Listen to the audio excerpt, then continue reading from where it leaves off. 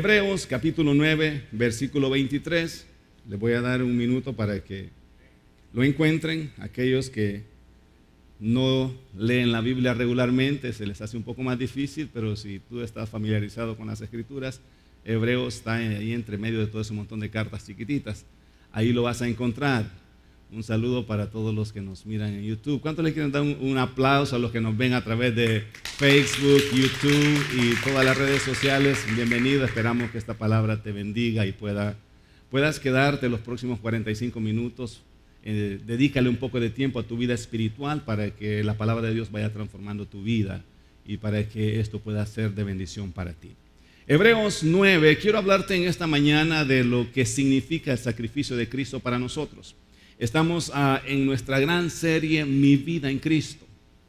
Y para entender quiénes somos en Cristo, tenemos que entender lo que Jesucristo hizo por nosotros. ¿Qué significa el sacrificio de Cristo para nosotros? Porque muchas veces no le damos el valor a nuestra vida en Cristo, el valor necesario a nuestra vida en el Evangelio, en lo que Cristo ha hecho por nosotros, porque no entendemos en realidad lo que Cristo hizo por nosotros. Entonces, cuando no entiendes lo que Cristo hizo por ti, como que no tiene mucho sentido, como que no tiene mucho valor. Pero vamos a estar hablando un poco en esta mañana de lo que significa el sacrificio de Cristo para nosotros. ¿Llegaste? Dice así el versículo 23, Hebreos capítulo 9, versículo 23. Fue pues necesario que las figuras de las cosas celestiales fuesen purificadas así, pero las cosas celestiales mismas con mejores sacrificios que estos. Porque no entró Cristo en el santuario hecho de mano, figura del verdadero, sino en el cielo mismo para presentarse ahora por nosotros ante Dios. Y no para ofrecer muchas veces, como entra el sumo sacerdote en el lugar santísimo cada año con sangre ajena. De otra manera le hubiera sido necesario padecer muchas veces desde el principio del mundo. Pero ahora, en la consumación de los siglos, se presentó una vez para siempre por el sacrificio de sí mismo para quitar de en medio el pecado. Y de la manera que está establecido para los hombres que mueran una vez y después de esto el juicio. Así también Cristo fue ofrecido una sola vez para llevar los pecados de muchos, diga de muchos, y en esos muchos estábamos nosotros, y aparecerá por segunda vez sin relación con el pecado para salvar a quienes, a los que le esperan. ¿Cuánto le esperan en esta mañana? Entonces tú estás incluido en esos que Jesucristo viene a traer, en esos que Jesucristo regresa. Tú eres parte de ese grupo. Como te decía, la razón por la que a veces no entendemos con claridad la gran importancia de estar en Cristo es porque no entendemos qué significa el sacrificio de Cristo. No entendemos a veces ni siquiera quién es Cristo, quién es Jesús. Y muchas veces nos mandaron a presentarle a Cristo a las personas y a veces no sabemos cómo porque no entendemos quién fue Cristo. Y quiero decirte que una persona no le va a entregar su vida a alguien o a algo que no conoce. Entrégale tu vida a Cristo. ¿Cómo que le voy a entregar mi vida a Cristo? ¿Quién es Cristo? Bueno, Jesucristo es un barbón peludo que dicen que murió en la cruz del Calvario. Entonces no sabemos explicarle a la gente quién es Cristo y nuestro mensaje no tiene la efectividad. Porque vivimos en una generación en donde hoy las personas necesitan saber con claridad en qué se están metiendo. Por eso es que no muchos se quieren casar. ¿Le voy a entregar mi vida a esta mujer? Bueno, no estoy tan seguro, quiero pensarlo. Y a algunos nos tomó varios años decidirnos. Gloria a Dios a aquellos que se decidieron jóvenes, qué valientes son. Pero entregarle tu vida a una mujer es una decisión muy importante y tienes que pensarlo bien.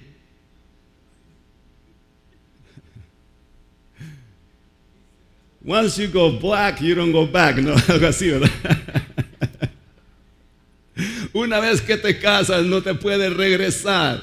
Entonces estamos en una generación en donde el matrimonio está perdiendo el valor porque las generaciones modernas son más minuciosas para pensar en qué se meten.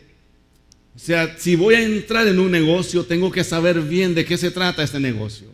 Si voy a casarme, tengo que esperar bien. Mejor nos vamos, vivimos juntos por un tiempo, y si está perfecto en todos los puntos, entonces vamos al paso del matrimonio.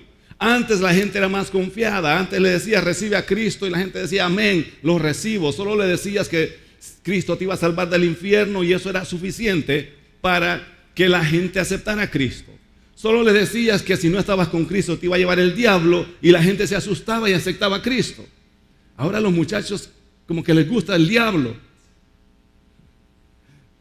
Te va a llevar el diablo. Cool, where's the devil? Yay, the devil.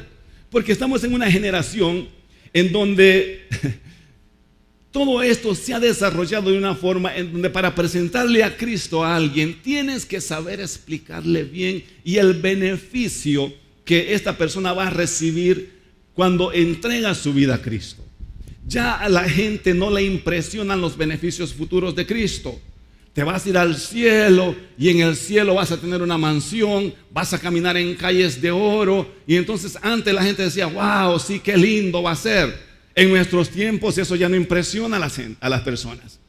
Ahora tienes que presentarle a un Cristo que es relevante para tu vida diaria, a un Cristo que no es un beneficio futuro, sino un beneficio presente. Y es ahí donde tenemos problema de cómo presentarle a un Cristo que te ha beneficiado en la vida. ¿Y sabes cuál es el problema más grande? El problema es que a veces no ha hecho nada Jesucristo con nosotros y no tenemos un testimonio vivo en nuestras vidas personales que pueda convencer a alguien de que Cristo está en nosotros.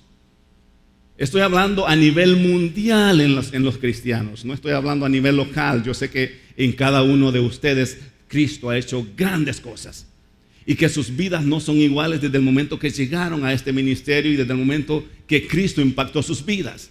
Soy testigo de cada uno de ustedes que sus vidas no son iguales. Pero tenemos cristianos en el mundo en donde tienen a Cristo, pero sus vidas no reflejan ninguna diferencia. Entonces cuando le presentan a Cristo a otra persona, la gente dice, bueno, ¿y qué Cristo ha hecho por ti? Porque vivimos en un mundo de mercadería en donde la gente quiere ver resultados. Te vendo esta crema que es buena para las arrugas, y te miran la cara y te dicen, y ese montón de líneas que parecen mapa en tu cara, ¿por qué no te las ha quitado el producto? No sé si me está siguiendo.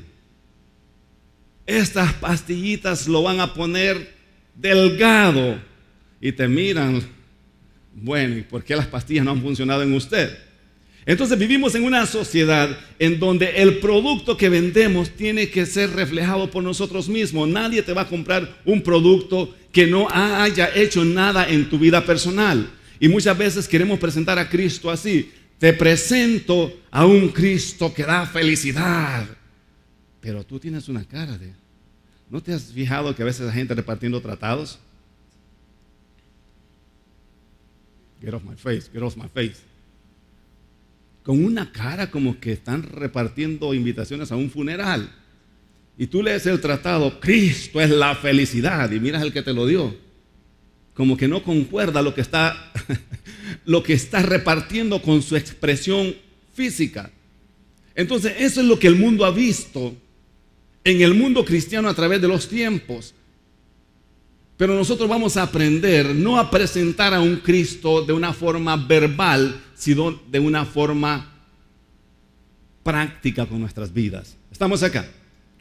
Entonces, para entender lo que acabamos de leer en el libro de Hebreos, tenemos que entender qué era lo que sucedió en el antiguo tiempo. Cuando tú lees el libro de Hebreos, tienes que leer por lo menos el libro de Levíticos para que lo puedas entender mejor. Cuando tú no has leído nada de lo que es la ley ni de cómo se hacían las cosas antes, se te va a hacer bien difícil entender lo que estás leyendo en Hebreos. porque Hebreos es una comparación en donde el escritor saca una porción del Antiguo Testamento y lo presenta con lo nuevo. Entonces, si tú no entiendes qué sucedió en el Antiguo Testamento o de qué está hablando el escritor, no vas a entender lo nuevo, porque es una porción de los ritos y de todo lo que hacían en la ley que ellos traen. Es más, el libro de Hebreos fue escrito para los judíos, para los descendientes de la tribu de Israel. Entonces ellos conocían bien todos los rituales, todo lo que hacían, toda la liturgia religiosa que tenían. Y el escritor de los Hebreos era una persona que conocía perfectamente todo lo que eran las costumbres, y por eso les habla así. Por ejemplo, lo que acabamos de leer era una porción que está en Éxodo, en donde Dios hace un pacto con el pueblo de Israel y Moisés rocea la sangre sobre el pueblo, y esa sangre rociada sobre el pueblo era un sello del pacto, o sea, el sello de ese contrato que Dios estaba haciendo con su pueblo. Tuvieron que matar un cordero y Moisés tuvo que reunir al pueblo y rociar al pueblo con sangre, y esa acción, esa ceremonia estaba sellando el pacto de todo lo que Dios había hablado con lo que el pueblo tenía que hacer. Entonces, cuando miramos el que escribe la carta a los Hebreos, está comparando eso que sucedió. Y dice así, que las cosas que fueron purificadas con sangre de animales eran una figura de las cosas celestiales. O sea, todo lo que había en el tabernáculo, todo lo que había en ese lugar santísimo, en el lugar santo donde ellos hacían todas sus ceremonias, todo lo que ahí existía, está diciendo el escritor a los Hebreos que era una representación de las cosas que están en el cielo. Por eso es que el lugar santísimo representaba el trono de Dios, la presencia de Dios. Entonces dice el escritor que así como fue necesario que todas esas cosas fueran santificadas con sangre de animal, así era necesario sacrificar las cosas o santificar las cosas celestiales. O sea, era una figura de lo que existía en el cielo. Mira cómo comienza diciendo, pues fue pues necesario que la figura de las cosas celestiales fuesen purificadas así, pero las cosas celestiales mismas con mejores sacrificios que esto, porque no entró Cristo en el santuario hecho de mano, figura del verdadero. Te estoy diciendo que aún el tabernáculo era una figura de Cristo.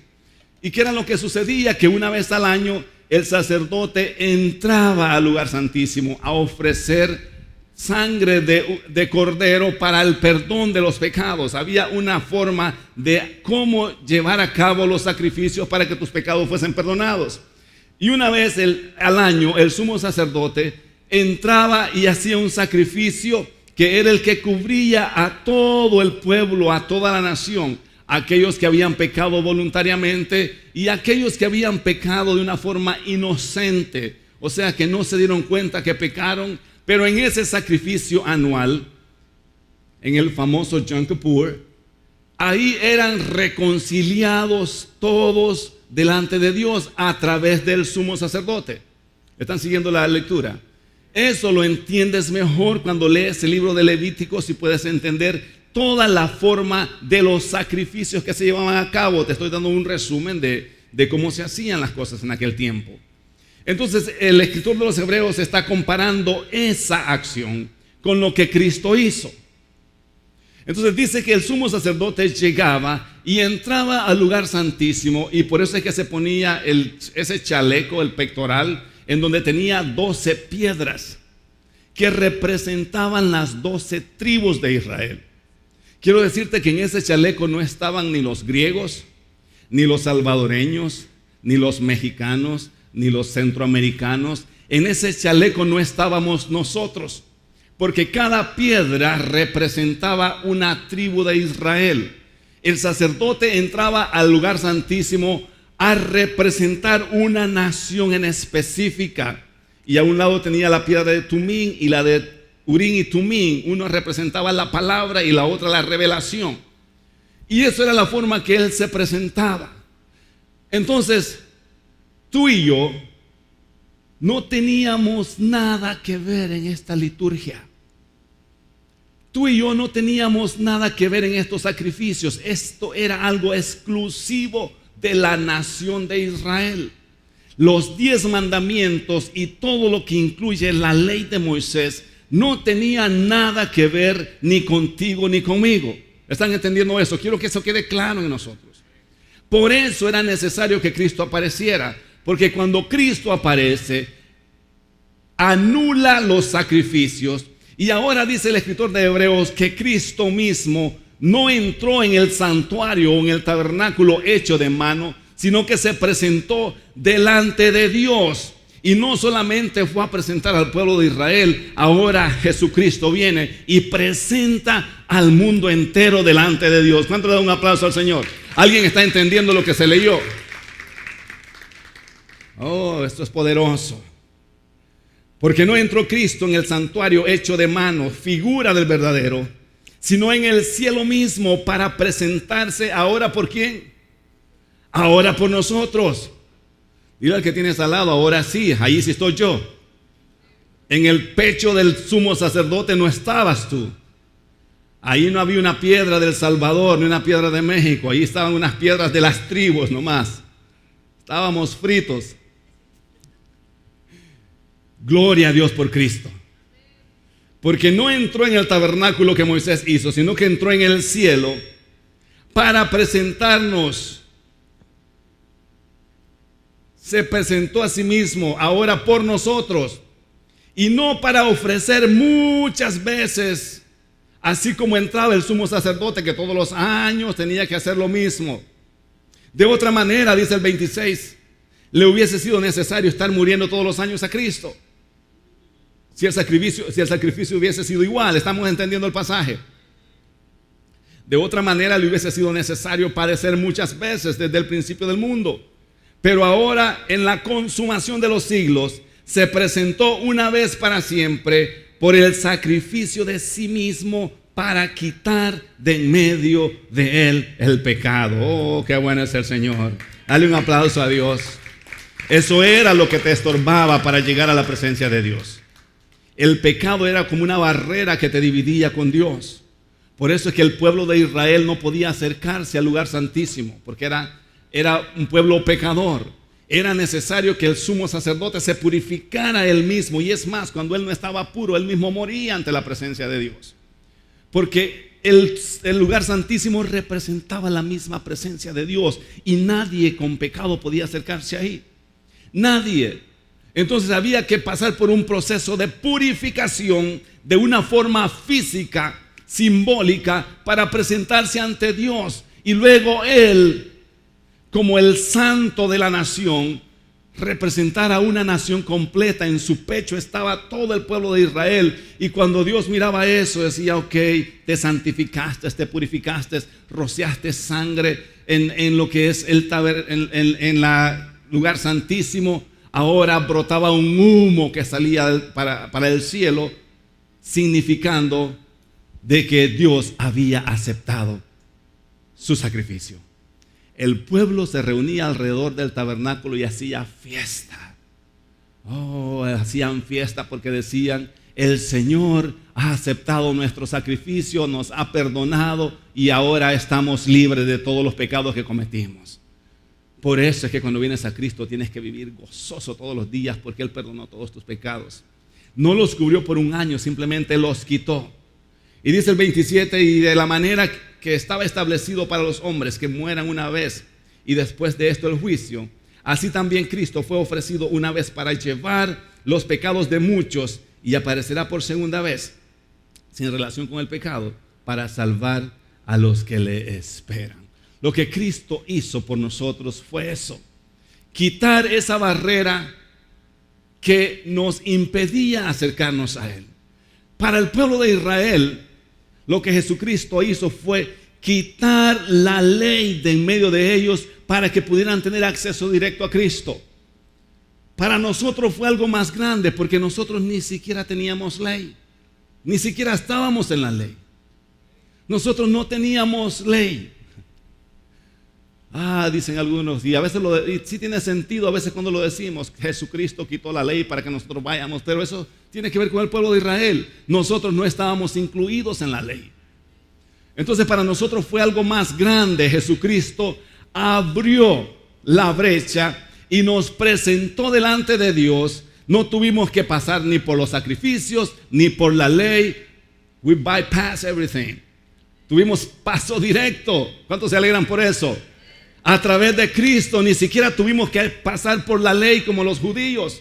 Los judíos tuvieron que estar un tiempo bajo la ley. Ahora ellos pueden accesar directo a la gracia. Nosotros, los que no somos judíos, los que no nacimos en Israel, los que biológicamente no llevamos sangre judía, no tuvimos que pasar por todo eso. Tenemos acceso directo. Dile al que tienes al lado, tienes acceso directo a Dios. Amén, qué bueno es el Señor.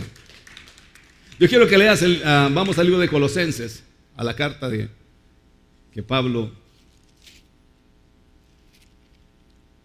escribe a los colosenses.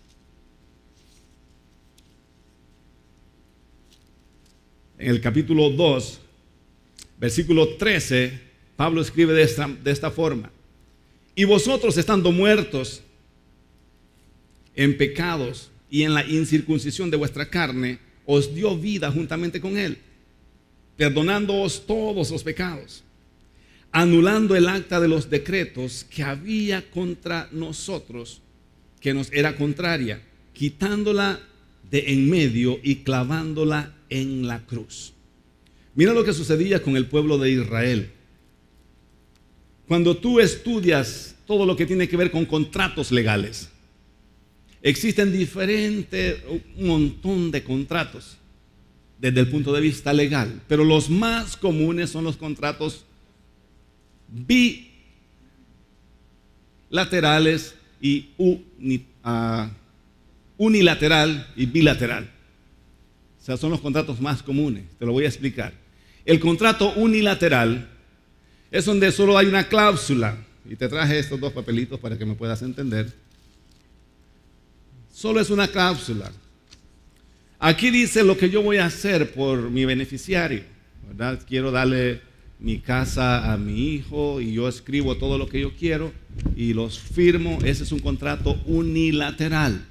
No estoy ligado a nadie más. Soy yo el que decido hacer eso. Soy yo el que pongo las reglas. Solo hay una cláusula, lo que yo quiero hacer en ese contrato. Es como se hacen los testamentos y todo eso. Es un contrato unilateral. Existen los contratos bilaterales, en donde hay dos cláusulas, la mía y la de la otra persona con la que estoy haciendo el contrato.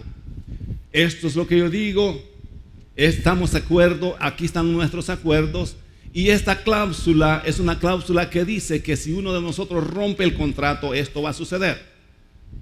En cada contrato bilateral entre dos personas hay una cláusula que indica las consecuencias de lo que tú no cumplas. Por ejemplo, cuando tú compras una casa, es un contrato bilateral, porque en esta cláusula dice que tú vas a pagar la casa por 30 años y vas a pagar tanto mensual, pero en esta otra cláusula dice que si tú no cumples con eso, el banco te va a reposeer la casa y la van a vender. Eso se conoce como una acceleration clause. Es la cláusula que indica cuáles son las consecuencias si tú no pagas la casa. ¿Me están siguiendo? En el pacto de Dios con el pueblo de Israel, en el monte Sinaí, fue un pacto bilateral. Eso lo encontramos en Deuteronomios capítulo 28. Esta cláusula dice que todas estas bendiciones te van a venir si cumples esto. Y esta es la cláusula que dice que estas son las maldiciones que te van a venir si tú no cumples. Estamos entendiendo cuál fue el trato. Ese es un contrato bilateral, ese es el trato, ese es el Antiguo Testamento, el pacto que Dios hizo con el pueblo de Israel. Entonces cuando leemos Colosenses, no sé si lo quiere volver a leer, lo que Pablo está diciendo en el 14, anulando el acta de los decretos que había contra nosotros, que nos era contraria, quitándola de en medio y clavándola en la cruz. Habían dos cláusulas. Pablo está diciendo que cuando Jesucristo murió, Jesucristo quita el acta de los decretos, o sea, la cláusula que te condenaba si tú no hacías lo que la ley decía. ¿Alguien me está siguiendo? Entonces Jesucristo no clavó la ley completa en la cruz del Calvario, sino que cumplió la cláusula que te era contraria, el acta de los decretos, aquella acta que decía que la mujer que fuera encontrada en adulterio tenía que ser apedreada. Esa cláusula, aquella cláusula que decía que si tú comías puerco estabas en pecado, aquella cláusula que decía que si tú no guardabas el sábado estabas en pecado, aquella cláusula que decía que no podías comer ceviche de camarones. ¿Alguien me está siguiendo? Todo lo que había en el acta de los decretos que nos era contraria, dice Pablo, Jesucristo tomó esa parte, la clavó en la cruz del Calvario para que ahora el pueblo de Israel no tenga que preocuparse por todo lo que esa cláusula decía, porque con Cristo terminó todo. ¿Alguien está entendiendo? Dale un aplauso al Señor. Ahora nos quedó la cláusula que nos produce bendición. Esa no fue quitada. Por eso es que cuando las personas vienen con relación al diezmo, se equivocan acá. A su favor, por supuesto. Es que el diezmo es por la ley. No. Eso no es ley. Eso fue clavado en la cruz del Calvario. La ley que te maldecía si tú no diezmabas fue clavada, estaba en esta cláusula. Pero te queda la parte donde dice que vas a ser bendito si diezmas y ofrendas. ¿Me están siguiendo? Entonces dice que Él quitó el acta de los decretos que nos era contraria y la clavó en la cruz del Calvario. Por tanto, dice así el versículo 16: nadie os juzgue en comida o en bebida o en cuanto a días de fiesta, luna nueva o días de reposo. ¿Alguien está leyendo conmigo el 16? El 17: todo lo cual es sombra de lo que ha de venir, pero el cuerpo es de Cristo. Dale un aplauso al Señor. Dile al que tienes al lado: no tengo la sombra ya, ahora tengo a Cristo. Tu vida ya no está en la sombra, tu vida está en Cristo. Amén. Eso es lo que significa estar en Cristo. Saber que había una ley que condenaba tus acciones, pero que ahora Cristo vino y clavó todo lo que era contrario, nos liberó de todo eso, para que podamos disfrutar de sus bendiciones y tener acceso directo. Te doy un pasaje más, Efesios capítulo 2. El libro de Efesios, o la carta a los Efesios. Si digo libro, digo carta, digo epístola, no te preocupes, tú entiendes. Efesios capítulo 2, versículo 11, comenzamos. Por tanto, acordaos que en otro tiempo vosotros, los gentiles, en cuanto a la carne, eras llamados incircunciso por la llamada circuncisión hecha por mano de la carne. Llegamos Efesios capítulo 2, versículo 11. Desde el concepto judío, desde el punto de vista de un israelita, la expresión circuncisión y incircuncisión tiene que ver con cobertura y no cobertura. Cuando ellos se refieren a la circuncisión, no están directamente hablando de la mutilación ni eso físico. Ellos están refiriéndose a la cobertura que la circuncisión representa y la no cobertura. Por eso es que cuando David se enfrentó a Goliat, dijo: ¿y quién es este incircunciso? Para ellos es así como hasta una ofensa, la incircuncisión. Entonces, cuando Pablo está hablando de esto, Pablo lo está viendo desde el contexto judío. Por eso les dice: ustedes a través de la carne eran incircuncisos, porque no estaban bajo ese pacto. Pablo está refiriéndose de la misma forma que los judíos lo miran, porque Pablo era fariseo, era judío y entendía perfectamente el vocabulario y las costumbres y toda la función de estas cosas. Por eso es que se refiere a la cobertura que había cuando tú eras circuncidado y a la no cobertura de Dios que tú tenías cuando no eras circuncidado. Entonces dice, por tanto, el 11: Acordaos que en otro tiempo vosotros los gentiles, en cuanto a la carne, eras llamados incircuncisos por la llamada circuncisión hecha por mano en la carne. Dice, en aquel tiempo estabais sin Cristo, lejanos de la ciudadanía de Israel y ajenos a los pactos de la promesa, sin esperanza y sin Dios en el mundo. Yo quiero detenerme acá, porque te decía un rato atrás de que como salvadoreño, como mexicano, como centroamericano, como europeo, como griego, nosotros no teníamos nada que ver con la ley. Y esto es lo que Pablo está confirmando acá, que nosotros los gentiles, todo aquel que no es israelita, dice que no teníamos nada que ver con la ley. Estábamos ajenos a los pactos, estábamos ignorantes de todo lo que Dios tenía con el pueblo de Israel. O sea, nosotros no teníamos nada que ver en este asunto de los sacrificios. ¿Me están entendiendo?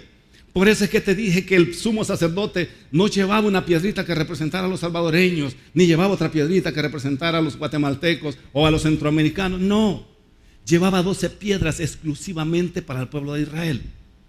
Entonces no entiendo por qué en nuestros tiempos gente que no ha nacido en Israel quiere estar cumpliendo una ley que ni siquiera fue para ellos. Hermano, hay que guardar el sábado porque está en la ley. That was not for you. Hermanos, no comamos camarones porque la ley Levíticos dice. That wasn't for you either. ¿Estamos acá? ¿Estamos aprendiendo algo hoy? Así tú cumplas la ley, si tú no naciste en Israel, de nada te servía, porque todo esto, mira, Pablo está diciendo que nosotros los gentiles éramos llamados fuera de todo el pacto, ni siquiera teníamos nada que ver. No sé si lo quieres leer de nuevo. En aquel tiempo, ¿en cuál tiempo? En el tiempo de la ley. Estabais sin Cristo, alejados de la ciudadanía de Israel, porque si no habías nacido en Israel, no había forma de que te pudieras hacer ciudadano. Y ajenos a los pactos de la promesa. O sea, todo lo que incluía el pacto de la ley y las promesas de Dios, nosotros no teníamos nada que ver en eso. Sin esperanza y sin Dios en el mundo, estábamos bien fregados. Eso es lo que Pablo está diciendo. Ustedes los gentiles no tenían, you had no chance. Estábamos arruinados. Diga, eso era antes. Pero el 13, yo quiero que digas, el 13 es para mí. El versículo 13 es para mí. ¿Alguien lo puede decir? Pero ahora en Cristo Jesús. Oh, es aquí donde entramos todos. ¿Alguien le puede dar un aplauso a Cristo Jesús en esta mañana? Ahora en Cristo Jesús, ya no en la ley, en Cristo Jesús, vosotros que en otro tiempo estabais lejanos, habéis sido hechos cercanos por la sangre de Cristo. Oh, qué bella es la sangre de Cristo.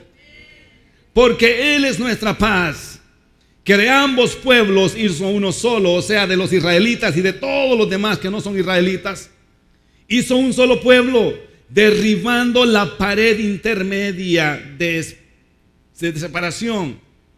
Había, antes de entrar al templo, literalmente una pared que rodeaba lo que era el perímetro del templo, y los gentiles no podían pasar esa pared. Literalmente había una pared, un muro dentro del perímetro del templo que no permitía a ninguno que no fuera 100% judío cruzar esa pared. ¿Estamos entendiendo? Por eso es que cuando leemos esto, tenemos que, cuando conocemos todo lo que los rituales de los israelitas y todo eso, nos ayuda a entender mejor. Porque cuando tú no sabías qué había en el templo, no entiendes qué pared está hablando.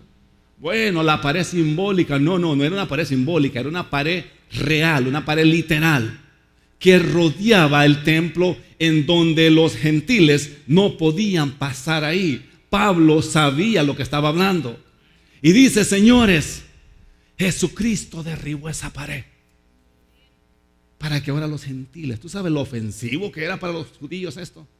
Imagínate una cultura de miles y miles de años. Que ahora Pablo diga, señores, esa pared se rompió, se destruyó. Ahora todos los griegos, todos los africanos, todos los chinos, todos los centroamericanos, todos los mexicanos pueden venir a hacer fiesta acá. Dale un aplauso al Señor. Eso es lo que Cristo está diciendo. Eso es lo que Pablo está diciendo. Él derribó la pared. ¿Dónde nos quedamos? Ya me emocioné. Porque Él es nuestra paz, que de ambos pueblos hizo uno, eso ya lo leímos, aboliendo en su carne las enemistades de la ley de los mandamientos expresados en ordenanzas, para crear en sí mismo de los dos un solo y nuevo hombre, haciendo la paz. Eran los judíos que no se llevaban bien con el resto del mundo, y el resto del mundo tampoco le caían bien los judíos, porque se creían el pueblo santo, se creían mejor que todos los demás, literalmente hablando. Entonces había una disputa, una discordia, una enemistad entre los pueblos que no eran judíos y los pueblos israelitas. Por eso es que la mujer samaritana le dijo a Jesús, ¿cómo es que tú, siendo judíos, puedes estar hablando conmigo? En otras palabras, si ustedes son unos grandes creídos. Oh, qué bueno es entender la Biblia, ¿verdad?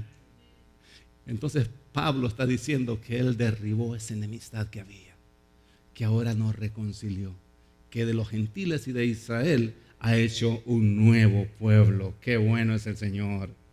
Y mediante la cruz,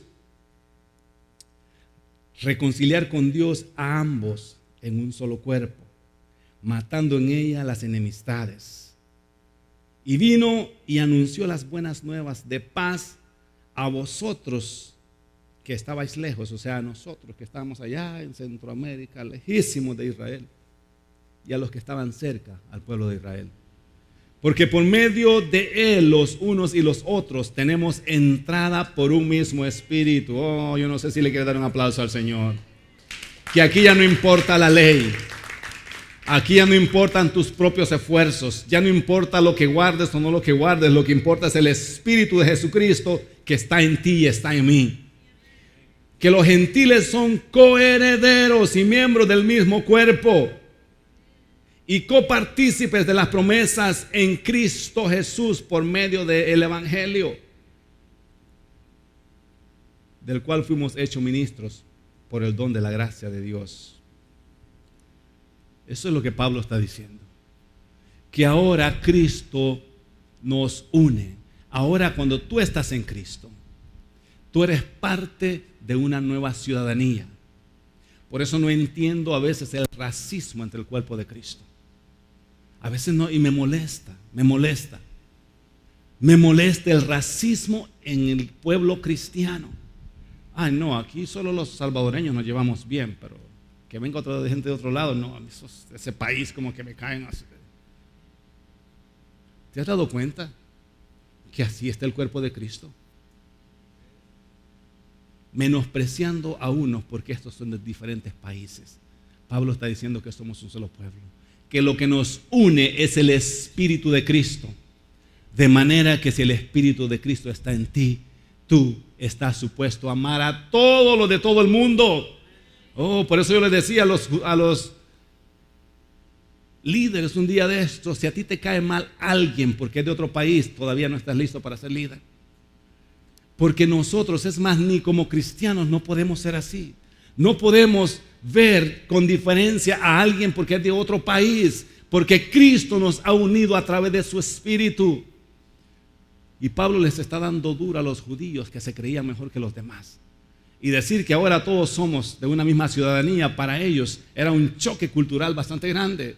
Pero eso es lo que Cristo hace cuando está en medio nuestro. Cuando nuestra vida está en Cristo, tu vida no vuelve a ser igual. Tu vida no mira de qué país viene el vecino ni de qué país es el hermano. Somos un cuerpo en Cristo, nos une su Espíritu, estamos en la misma ciudadanía. ¿Cuántos se alegran por eso? Dale un aplauso al Señor. De ambos pueblos hizo uno solo. Él quitó la diferencia, Él quitó todo lo que la ley significaba para los judíos. Él quitó todo ese montón de rudimentos. Por eso te decía, no entiendo por qué ahora, ¿desde dónde nosotros nos queremos meter en un pacto que no era con nosotros? ¿Quién nos llevó ahí? ¿Desde cuándo nosotros tenemos que estar cumpliendo una ley? Y ahora la gente te lo predica de esta forma. Hermanos, mire, el libro de Levíticos dice que usted no puede hacer eso. ¿Necesitas el libro de Levítico para vivir bien delante del Señor? ¿Necesitas? Hermano, el libro de Levíticos dice, en la ley, en los 10 mandamientos, ahí dice que usted no tiene que cometer adulterio. Dice la ley. ¿Really? ¿Será que necesitas leer la ley para saber que no tienes que hacer eso? ¿Lo necesitas leer? Digamos que no sepas y cometes adulterio, lo vas a saber cuando tu esposa te caiga a trancazos. Seguro te lo va a recordar. Aquí no hay esposas así, ¿verdad?